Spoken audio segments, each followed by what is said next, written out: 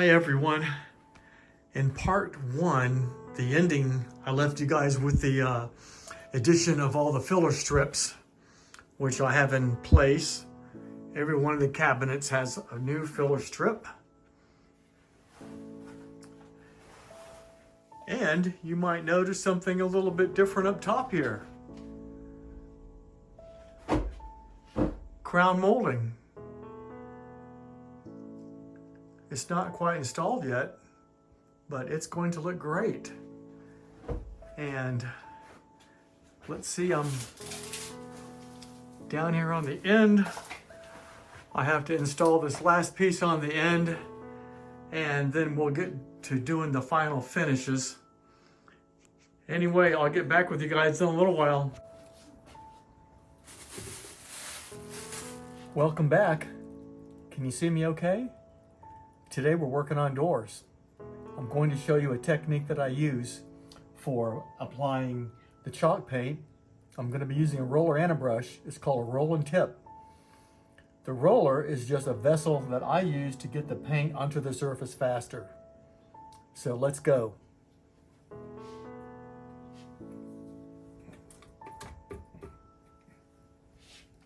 Nothing special about how to apply this chalk paint. It's pretty forgiving, self-leveling for the most part. So I'm doing about half the door. I'll take my roller, and this is a good Zinsser roller, not a cheap one. You don't want a bunch of fuzz in your work because you'll have to sand it out. So just get into what you can get with your roller. Includes the edges.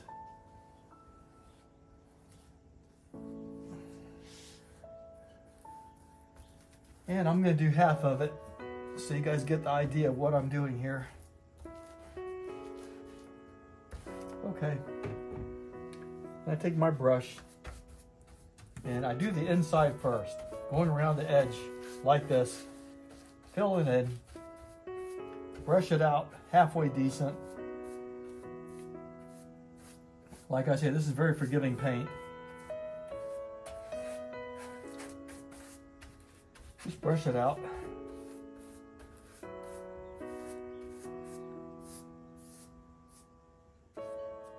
Just like that.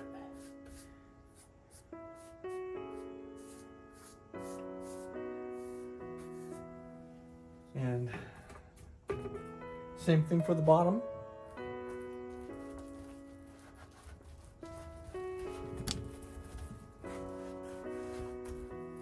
It's just a vessel for getting the paint from point A to point B. Because I have a lot of doors to do. Get this edge.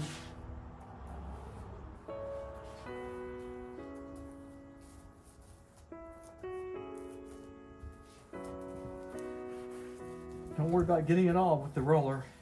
The brush will take care of whatever you can't get.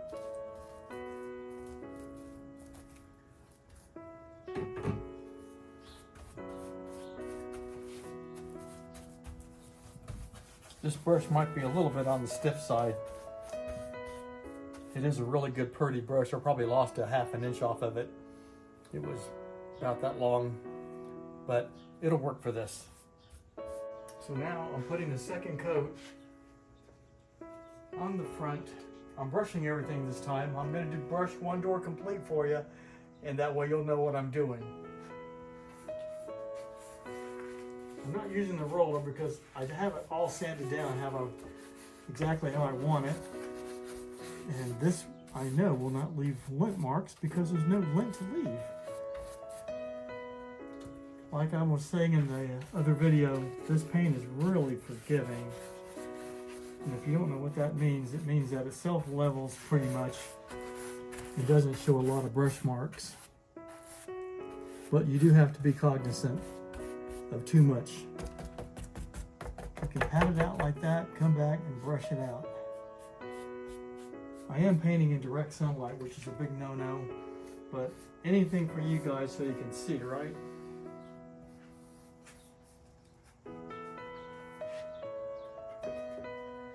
That's almost half of it done.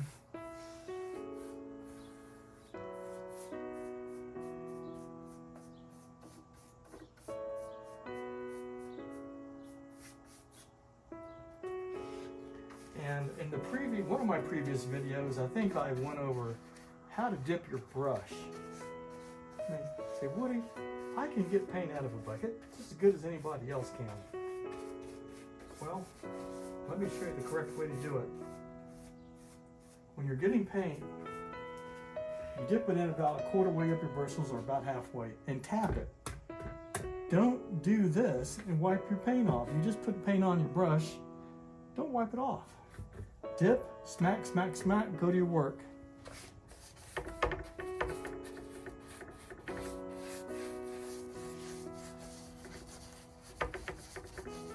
And be cognizant of puddles in your corner like this. That is a big puddle, you don't want to leave that. But you do have to work fast because the humidity level is really low. The temperature's okay, we're probably still in the low 50s, but you have to hustle.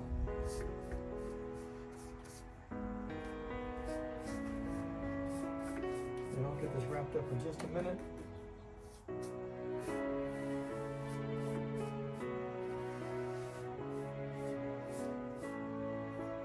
That's that. Let's go for a ride.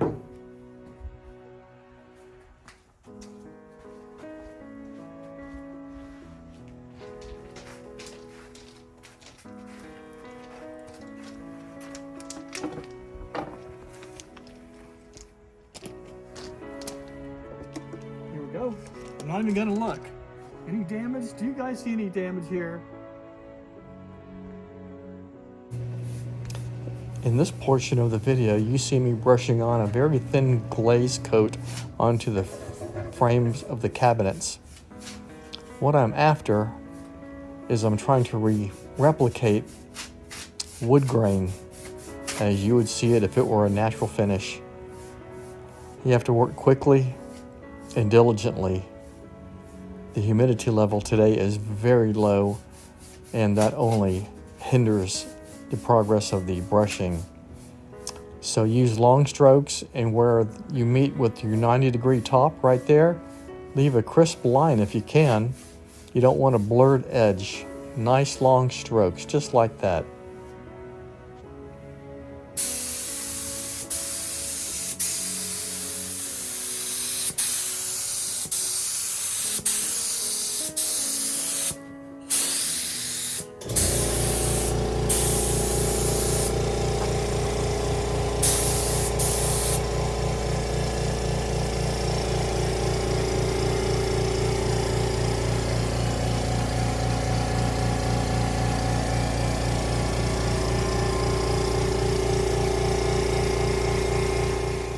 Houston, we have a problem. I'm suffering from wood bleed on this door right here, and there's one more. That's terrible. I hope you can pick this up. Maybe flat. There you go. You can see it right in here. There's yellow streaks, and that will continue to bleed through additional coats. So what I did to solve that is pretty simple. Zinsser clear shellac, just a quick coat of that on it, and that should solve the problem. I'm going to quickly brush this one out, and I'll get back with you guys in a few minutes. Thank you. Okay, we're ready to do some glazing. What I did, I kept the doors outside last night because it got down to about 32 degrees, and these are nice and cool now. And boy, does that help with manipulating the glaze. If you don't know what glaze is, it's a clear base, kind of like varnish. And you put your paint into it, usually 2 parts glaze, 1 part paint, and you'll see. Let's do it. I'm matching this to an existing finish, so here's what we're doing. You only have a little bit of time to work with it. This doesn't have to be pretty. This is all going to be manipulated with a rag and a lot of it is going to be wiped off. So just get the glaze on. You're fighting time once you start. You're up against the clock. If this goes off on you, you're going to be probably redoing the whole thing over again with your base color seafoam green and starting from scratch. Just try to avoid that at all costs.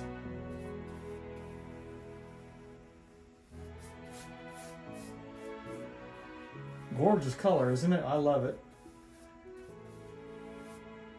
So we'll keep on. Don't put on too much. You just have to take it off. You have to find the right balance between too much and too little. All that comes with experience. I'm a graduate of Faux International Faux Finishing School in Vero Beach. That was a good class for me to take. That was a lot of fun. That was years and years ago. Learned a lot. My instructor said, you're going to learn more than you can retain, and she was right. That's a great class to take if you're interested. But enough of chatter. Let's get this stuff on.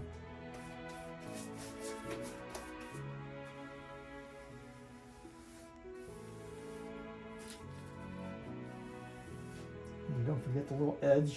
You can do this with a rag.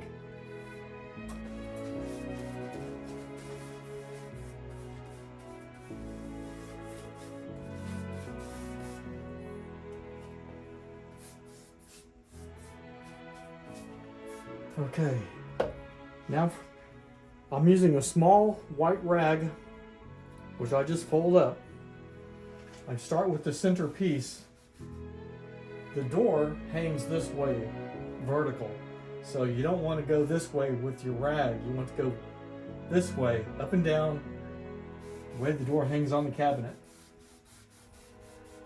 And at this point, you're just taking the rough off. Get it? Where you almost like it. We'll come back and fine tune it. You can turn your rag over when it gets filled up. And having a damp rag like this on hand, this one here, is really nice to keep your fingers clean, because you're going to get this all over your fingers, and you don't want it to transfer to the back of your cabinet door when you move it. So that's getting close. So now I'm taking it off the face, and this leaves a strié kind of pattern, kind of a wood grain pattern. You don't want to see a start and a stop like that. You don't want that. Where a 90-degree angle meets, you want to have your wood grain effect stop right there at the junction.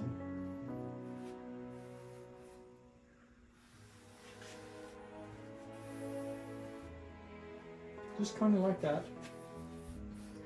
But I'll tell you what, keeping your panels cold is the ticket, because this can be very unforgiving.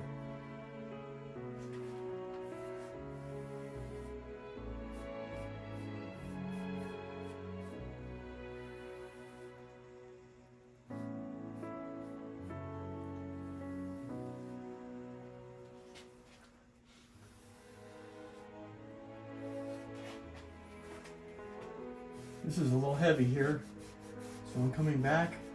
It's starting to go off on me, and I still have a couple of minutes left.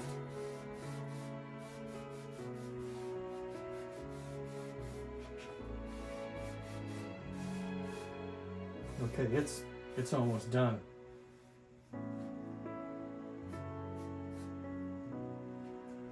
So at this point, you have seconds to go before it'll just stop on you.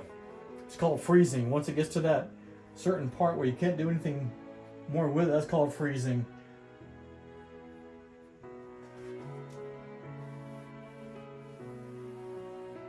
Edges are important. Everything's important in this. Details matter.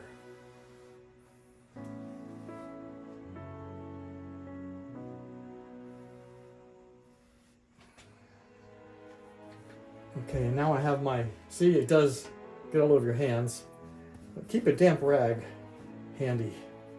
Clean up as you go. You'll appreciate it. Because when I picked my door up, from the backside like this, last thing I want is fingerprints. Been there, done that. Welcome to the laundry room. Come on in.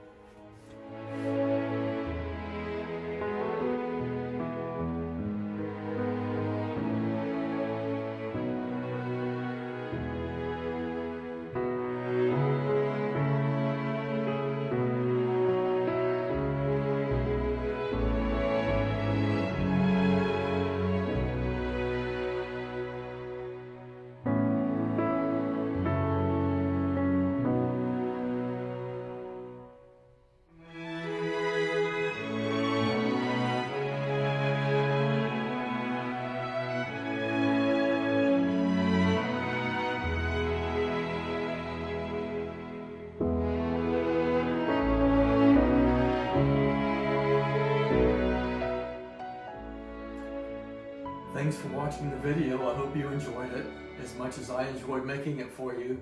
And don't forget to like and subscribe.